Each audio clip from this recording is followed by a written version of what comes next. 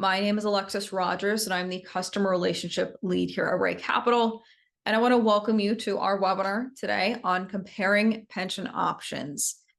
Now, today's session is going to be devoted towards really just highlighting the different ways we can implement and also analyze the different options available from pensions. So especially when we're looking at a pension, there might be a couple of different options a client might have in front of them, whether it's a lump sum option that we're trying to analyze, whether they should take that versus maybe an annual pension income stream. So we are going to be looking at how to model each of those different scenarios, how to create custom scenarios based on each one, and then also, very importantly, how to compare and contrast against each of those different proposed strategies. And we will also be highlighting those key comparison visuals to help you illustrate the implications behind either option and how it's going to impact the client's financial well-being. Now, towards the end of the session, we're also going to be diving into the different resources that you do have available to you when leveraging RightCapital. One of those resources being that during this webinar, if you have any questions, please feel free to use the Q&A section to type out your questions there. More than happy to answer any questions you guys might have as well. Now, switching gears into RightCapital. So today we're going to be looking at the Grimes family. So we're going to be starting off under Profile Blueprint, just so that way we can have a better understanding of who we're looking at today before we start to look at even implementing some of these different pension options and analyzing which path might be best suited for this client. So first, we're starting off under Profile Blueprint. This is where we can see that nice, easy to understand visualization of the current plan for this family. Starting with the client's current net worth. So we can see they have a current net worth of $2 million. That includes their primary home and a couple of debts. They're also in their early 60s. They do have a child to consider as well. For their goals across their lifetime, they are going to be retiring at age 67 respectively. And then we also have some pretty decent monthly living expenses to consider that we're looking at helping them plan for post-retirement. That's going to be $8,000 a month for this particular family. And that's going to be a big priority for them. They want to make sure that they can fund those expenses. So we're going to be looking at the different pension options that this family has and how we can implement them in the plan to help them achieve one of those main goals. Now, under income, savings, expenses, we can see here what's happening with the current income, savings, and expenses, of course. So here we can see they have some pretty decent income coming in, some pretty decent saving habits, and also some decent spending habits while they're still working as well. Now, this is just to summarize the current plan. Now, as we are going to be looking at modeling different pension options, I want to first address how we can implement the different pension options in the current plan. Now, typically when we are evaluating whether it's a lump sum option or the different availability in terms of different options for pension income, usually we will be implementing something first in the current plan. And so I will be showing how we can model it in the current plan, especially for trying to consider the particular path that the client might be leaning more heavily towards or has selected so far before we start to strategize some of these different options. So when we are looking at implementing one of the options in the current plan, for example, with this family, the first thing that we're going to be evaluating with them and the thing that they have selected and we're trying to plan different options around is first considering the idea of the lump sum pension option. So to model a lump sum pension option in the current plan, we would be sticking under the profile section. So we won't be navigating elsewhere yet. To consider that lump sum pension option, we first click on profile. We would go to savings. And then we'd be clicking on add savings. And then under other, we would add a tax deferred savings card. So once again, this is going to be implementing it in the current plan. I will be showing how we can also model this in a proposed plan as well. But just for those instances in which we're incorporating one of the strategies in front of us in the current plan, we would be going to profile, savings, add savings, other, tax defer to add the first option, which is the one that is going to be considered first for this family, which is that lump sum pension option. Now with the tax deferred savings card, the first thing that we'd want to be doing here, just for our own benefit and also maybe the clients as well if they're looking at this, is titling this card the lump sum pension option. In this case, Rick is going to be the one that has the pension. So we're going to keep Rick selected, but we also can swap the owner to Michonne if that was relevant. The next thing we'd also be doing is entering how much he would be receiving at that point in time. So in this case, we're looking at $375,000. We'd be keeping the target annual dollar amount.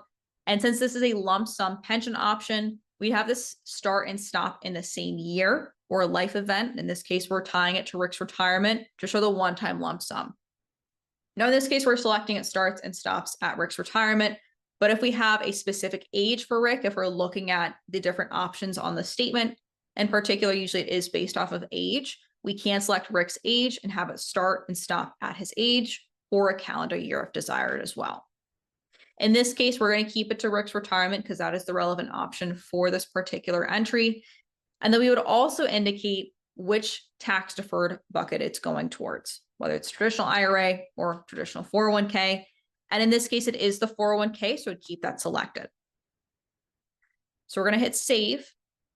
And that's now going to bake that option into the current plan. So now that we have just clicked the save button and entered those parameters, we are now considering the fact and the idea that the lump sum pension option is part of the current plan. Now, we also could have added this under profile blueprint, income savings expenses, because see, that's a question. The data entry is still the same, just a different visual layout. So either one is both going to be relevant. And now if I go back to profile blueprint, for example, and under income savings expenses, we will also see the lump sum pension option populate there. So we have either option, whatever you're most comfortable with as the advisor, in terms of if you prefer to enter that lump sum savings under the savings card entry, maybe that's what you're most familiar with if you've been with us for a while, or if you prefer the visuals of blueprint, you can also click on the add button, go to savings, other tax deferred. So just want to highlight that right here because I see that's one of the first questions I see. Now, when we are looking at implementing the different lump sum pension options or the pension income options, we're now going to be navigating into the retirement module. And under analysis, this is where we'll see the first gauge of financial well-being. This is going to be looking at that probability of success, which is going to be looking at the Monte Carlo simulations or those 1,000 trials of market volatility. And it's a percentage of those trials that make it to the end of plan without running out of money. So with the current plan, and this is considering the lump sum we just modeled, there's a 97% probability of success. Now, one of the first things we're looking at today with this family is the different options when it comes to the income stream off of the pension. So we're going to be evaluating that. But as you know, there's always going to be a lot of different options available that a client might be following or looking at a following or evaluating as an option, or you might be looking to propose. That is when the action items comes into play, because the action items are where you go to start to create your proposed plans or your proposed what-if scenarios. So we will see here a couple different options when it comes to what we can start to make changes to or adjust in terms of the action items. So in this case, we're going to be looking at the proposed plan first. We can click on the edit button here, and that's going to open up a drawer that allows for us to include or exclude some of the action items for us to be able to make changes to. So the first thing that I'm going to be doing is I'm going to be selecting the lump sum pension option. Now, this is happening in the background. It's part of the baseline plan, the current plan. What we're doing right now by selecting it is including it in the action items for us to be able to make a change to it. Now, this is really important for us to do right now because we are going to be looking at excluding that lump sum pension option and implementing the pension income stream so we can start to evaluate that route. So the first thing I'm going to be doing is zeroing out this lump sum pension option. Now we can make this adjustment by either entering into the field 0 or using the slider to make that adjustment. Same thing for any of these other ones. If you see the slider, you can enter that in the field or use the slider to make adjustments. So in this case, I'm going to zero out the lump sum pension option. We'll hit refresh and we will see how it impacts that probability of success. So we can see here, just for an example, if we did remove the lump sum pension option, we have a 92% probability of success versus the current plan that does have the lump sum pension option. Now, in this case, we're also going to be implementing in the proposed plan and starting to evaluate one of the second options for the pension for Rick, which is the annual income stream option. So we're going to be going back to the action items and we're going to be clicking on the edit button. It's going to open up that drawer that allows for us to add or remove existing action items to make changes to. But in this case, we're going to be proposing a new path entirely. And that is when we're going to click on the add new items button. And from here, we can add new goals, income, savings, expenses, insurance policy purchases, or annuity purchases. And in this case, we're going to be evaluating the pension income stream. So we're going to be going to income and selecting pension. Now, within the pension income card, there's going to be a couple of very important fields we're going to be entering information into that's going to be relevant for the pension income stream. Now, in this case, we're going to be looking at the pension income option. Now, we can title each of these if we wanted to. In this case, because I'm going to be looking at multiple pension income options, I'm going to title this pension income number 1. We're also going to be entering the annual dollar amount that Rick is expecting with this option. In this case, we're going to be looking at $37,000, for example, per year. We keep the owner to Rick, but we can change this if it's needed to the co-client or jointly owned. And then another very important discretion here that we're going to be making an adjustment to is the income starts. So instead of already started, which is not the case, we can tie this to either Rick's retirement or his age or a calendar year. In this case, this particular option is going to be tied to his retirement at age 67. So we're going to select that option. And then another thing that we're going to be manipulating here is the type of pension income stream that we're selecting. Now, in this case, we are looking at a life pension income stream. So we're going to keep that selected, but there are also 2 other options available to us besides life. The first one is certain only. Certain only is what we would select if we had a pension that is for a short period of time. So it's not guaranteed across their lifetime. This maybe is a situation where we have a lump sum plus a short-term pension income stream. So maybe it's 5 years, for example, is a pretty common scenario. We would select certain only, for example, and we'd indicate what is the guaranteed period end date for this income stream. So we'd have it start, Rick's retirement, as I indicated, and when is this guaranteed to be paying out till? So you can indicate that calendar year from here. The second option is certain/life. So this is that idea that, once again, there's a certain guaranteed period where we'd be specifying that year that the income's going to be the final year it's paid out. Or because we're selecting certain life, if they pass away prior to that, that's going to change the parameters. So it's a little bit of a different event. So it's the longer of life or certain period, or whichever one comes first if we pass away. The final option is the one we're going to keep selected and is the most common option for pension income stream, which is life only. So it just means that once it starts, this is for his lifetime or until he passes away. And then another thing that's going to be a field that we would be changing here is the annual increase. So right now we have no increase selected for the income stream, but we also can enter a customized increase percentage or tie it to our general inflation figure. In this case, we're going to be entering a customized increase. We're going to be looking at 3%. And we can also indicate what type of increase it is, whether it's simple or compounding increase. In this case, it's compounding. And then we have a couple other fields, and the survivor percentage is going to be one of the really important fields that is very common for us to be potentially using different pension income options for. But first we have cost basis. So this is going to be really an optional parameter specifically for non-qualified pensions. So this is going to be representing the total amount paid into the pension by the client. If the pension is qualified, we leave this at 0. Now, the exclusion ratio is going to be similarly targeting non-qualified pensions. So this is really going to be representing kind of the percentage of the pension income that is not taxable until the cost basis is depleted. Now, once again, if the pension is qualified, we leave both of these fields at 0. Now we have the survivor percentage. This is going to be relevant for, like I said, one of the very common options we're looking at for pension income is going to typically be based off of survivor percentage for a client and co-client at least. So this is going to be the percentage that the surviving spouse would be essentially inheriting if, say, Rick passes away sooner. So say Rick does pass away sooner than the co-client, this is the percentage of the income that Michonne would be receiving at that point in time. Now, typically in this case, let's say we are looking at a 50% or 25% survivor ownership, we'd enter 50% here.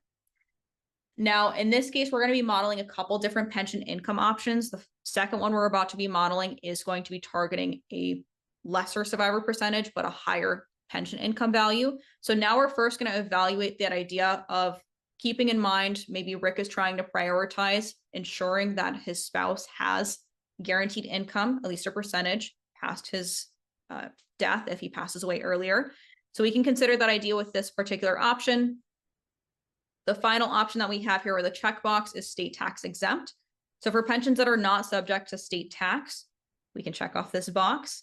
If the box is left unchecked, we would be having this subject to state-specific taxes based on the client's residency state.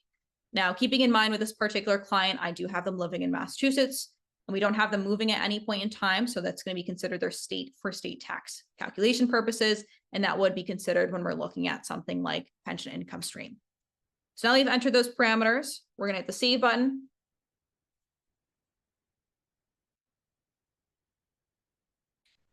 And we will now see that's going to impact that probability of success up above. So you can see you have a 99% with that particular pension income stream versus the lump sum.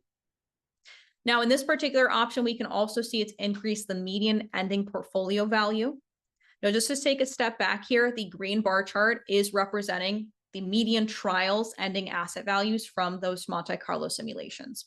And this really just serves as a benchmarker for where those trials end up at the end of plan. So you can see here kind of that juxtaposition. Now, some of the other key comparison visuals that we will keep gravitating back towards when we're trying to analyze different options in general is going to be found under the aptly named comparison subtab. So under the comparison subtab, we can see here first the difference of invested assets between our proposed plan, which is the lump sum, or I'm sorry, the proposed plan is the pension income stream versus the current plan, which is the lump sum option. So we can see here how much more we'll have in invested assets between the two strategies. Same thing for net worth. We can see the implications from here. Another very important one is taxes. We can see the difference of total taxes paid between the two plans, and also assets at retirement as well. One thing that I do want to note when we're looking at these three subtabs here, these are going to be pulling from the secondary gauge of financial well-being, which is going to be looking at the cash flows. And the reason why that's important to highlight is that it is going to be a different calculation type versus what we saw under the probability tab. Just wanted to highlight there that this is a slightly different calculation. And another key visual when we're trying to analyze something that's going to provide us an increase in terms of retirement income is going to be found under the retirement details subtab. So under the retirement detail subtab, we'll be first greeted with a very popular visual, which is the income sources in retirement for the proposed plan. So you can see here where our money's coming from post-retirement, and we can also see the percentage of income that is considered stable, and that would be looking at Social Security income, pension income, annuity income. So in this case with proposed plan, it's 57% income stability percentage. But one of the other key visuals we will keep gravitating towards, especially as we start to leverage multiple pension income options, is the income comparison visual that we can also find here. So here we can see the difference between proposed plan and current plan in terms of stable income percentage, and also just highlighting too, one of the differences is that we will have pension income considered as part of our income stream post-retirement. So those are going to be some of the key visuals we're going to keep gravitating back towards. Now we are going to be looking at evaluating another pension income option because we, of course, have a multitude available to us. So the first one you just kind of highlighted was considering the survivor percentage. We're going to be looking at that idea of having a higher benefit, but lower survivor percentage. Now, in this case, because we only have current plan and proposed plan, we're going to need to create another proposed plan. So we're going to be clicking on the pencil icon to do so. When we click on the pencil icon, this is going to open up this drawer that allows for us to add or customize the names of existing proposed plans. Now, in this case, we have two different options in terms of how we can start to create another alternative scenario. The first option is the ability for us to click on Add New Plan. What that will do is it'll essentially copy the current plan and allow for us to build from there. Or, especially in this case, if we started to create a proposed plan and we wanted to continue to build a branching path off of that, we do have the option to copy that proposed plan's action items and the changes we've made and build from there. So in this example, we're going to be taking that route. So we're going to click on copy, and then we do want to retitle this. So we're going to click on the title here. So this is going to be pension income. This is going to be number 2. We're going to click on the check mark to save the name change. Then we're going to click OK. And now, very important to note here, when we start to leverage multiple proposed plans, that we want to make sure that we are selecting that new proposed plan on the left-hand dropdown. Because when we select the pension income number 2 now, that is going to be the one that we're manipulating with the action items down below. So any changes we make in the action items are going to directly impact the plan that we have selected on the left-hand side. It's never going to impact the current plan. Current plan is only impacted by profile changes. And if we wanted to change one of the other proposed plans, we would just want to select that on the left-hand side. Now we can see as an indicator for us and for our ease that the column header and the action items we can change and show adjustments to is going to be the pension income number 2. Now in this particular instance, because we're looking at modeling a different pension income stream that has different parameters that are unique and not just the implication to the dollar amount that we see here, we would be zeroing out this existing pension income number 1 option that we modeled. And the reason is we would want to add another card here that we can have unique parameters entered for, because what we can see here and what we have the option for us to make a change to is simply the dollar amount in terms of the pension income itself. So if we were trying to change just the pension income stream, we could keep it as is or show that change. In this case though, in modeling the pension income options, we're going to zero this out and hit refresh. Now, keeping in mind that since I copied off of that proposed plan, the lump sum pension option is also zeroed out as well, so I don't need to do anything extra there. Now we can see if we scroll a little bit further that the probability of success is dropped back down to 92% because we have no pension income or lump sum being considered. Now we can also see here for reference the differences between this proposed strategy versus the one that we're comparing against in the blue text as kind of a reference point. Now, in this case, we're going to be modeling another pension income stream. So we're going to click on Edit. Once again, going to add new items, income, and then pension. Now, like I said, one of the other options that we're going to be evaluating is that idea of taking a higher pension income stream, but a lowered survivor percentage, because we also want to evaluate that option. So the first thing I want to be doing is changing the pension income title to be number 2. And in this case, we're looking at a different option with a higher benefit, the $43,500 annual dollar amount. And once again, the data entry is going to be very similar. We're going to be indicating whether it's Rick's age or Rick's retirement. In this case, we're going to select Rick's retirement. It's life only.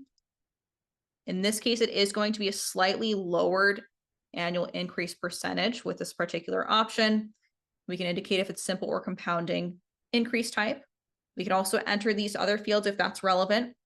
And in this case, there would be a 0% survivor percentage with the increased benefit.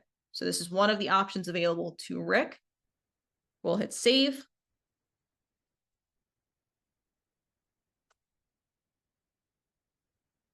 And we'll now see that pension income number 2 is $43,500.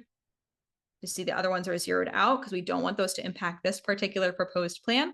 And now we can see the impacts to that probability of success up above.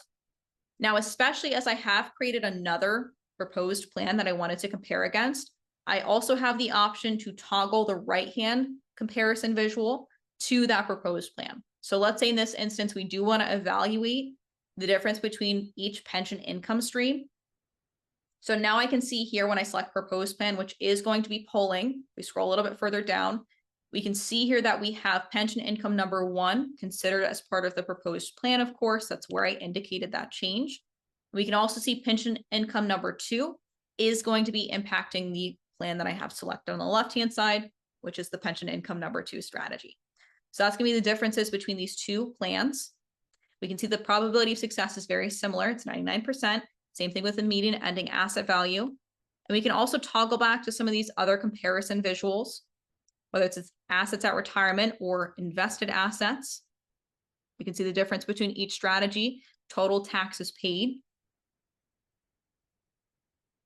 and also retirement details and the income comparison.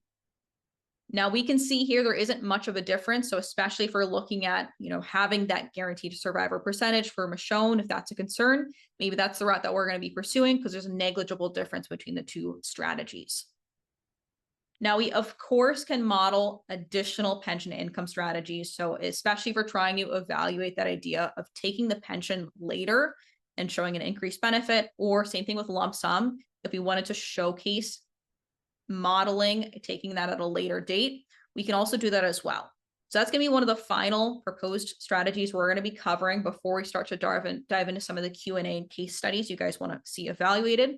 So we're going to be going back to retirement analysis under probability.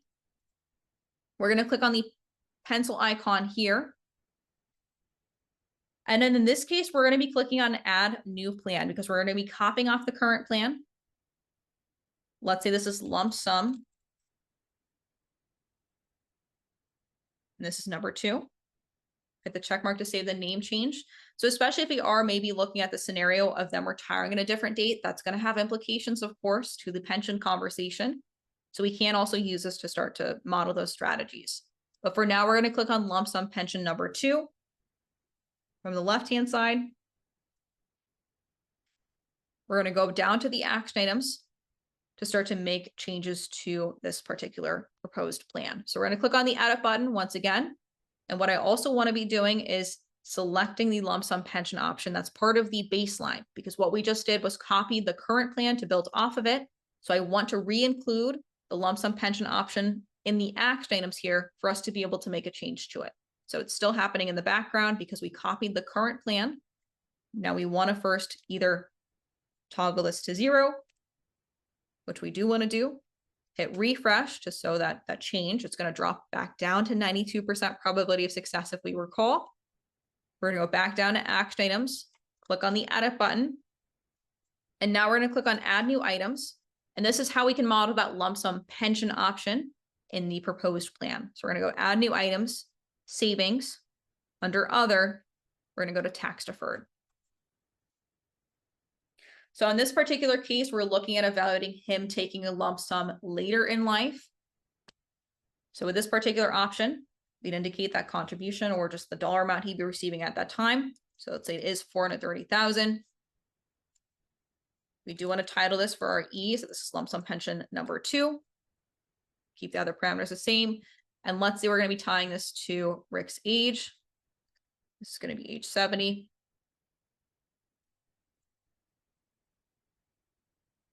And then we'd be keeping this the same if that's relevant. So we'll hit the save button. And we will see how that's going to impact that probability of success up above. So you can see here, it's going to be 97% probability of success. And we can once again toggle to some of the key comparison visuals that we have over here. We can see the difference of taxes paid and invested assets as well. Now, especially in this strategy, like I said, maybe we're trying to also evaluate him retiring later on because we're going to be extending or delaying taking the pension option. So if that's the case, we can also toggle and make an adjustment to his retirement age. So we can either enter the figure here. So maybe in this case, he'd be working until 69. We can enter that figure from here or use the slider. We can hit refresh and then see how that starts to impact some of the conversation up above. So you can see the difference of invested assets, total taxes paid, and the difference of probability of success. So you can see here if he works for longer and takes the pension option later on, we can see we have a 99% of probability of success. So it's going to be a pretty high in terms of probability of success. But now we started to evaluate some of the different options, and maybe in this case, this is just an alternative scenario. It's probably not going to want to work later in life. So maybe his dream is to retire earlier. So maybe we're not going to actually be showing this particular option, but that would be how we can illustrate those changes. Same thing if the situation was reversed, because I see that's also a question. If we have somebody looking to retire earlier, we also want to show them taking the pension option earlier.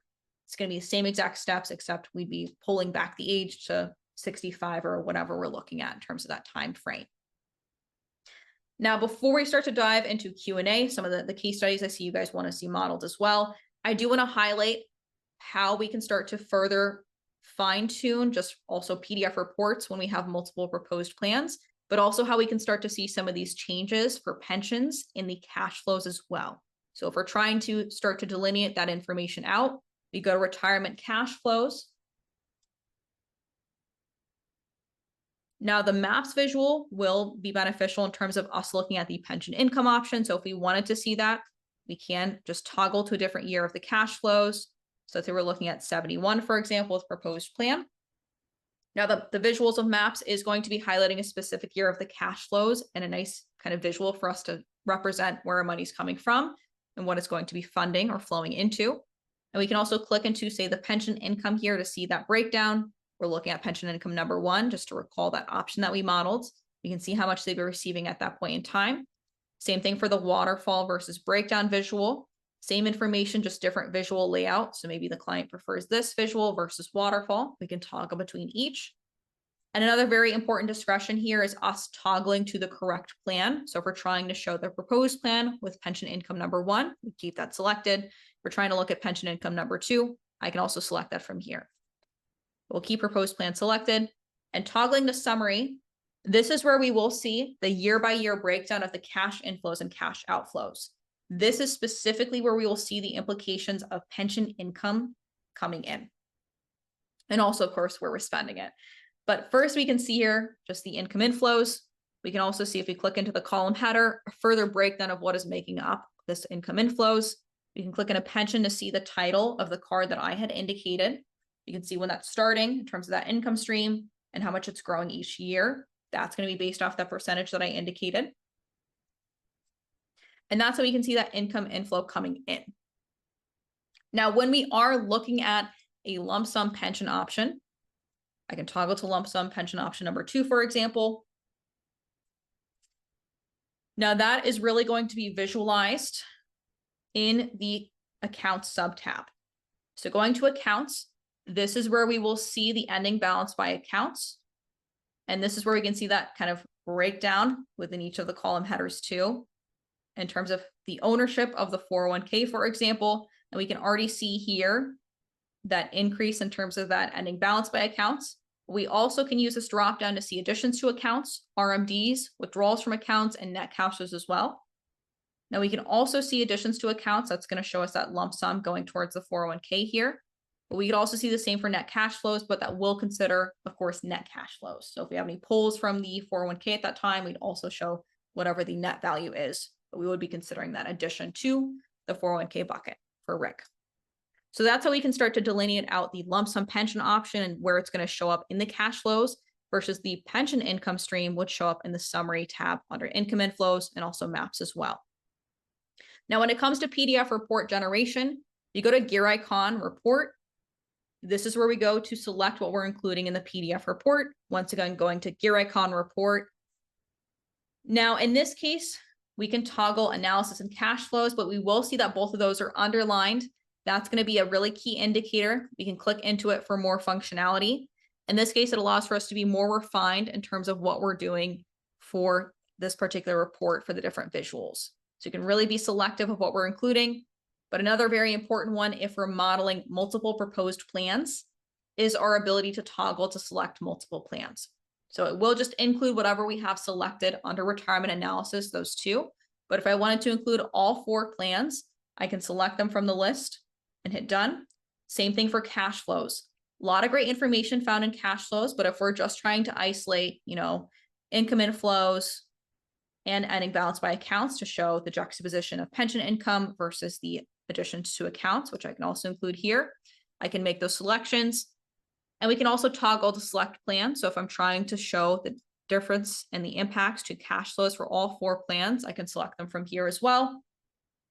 And we also might be including blueprint to also incorporate what we have in the current plan.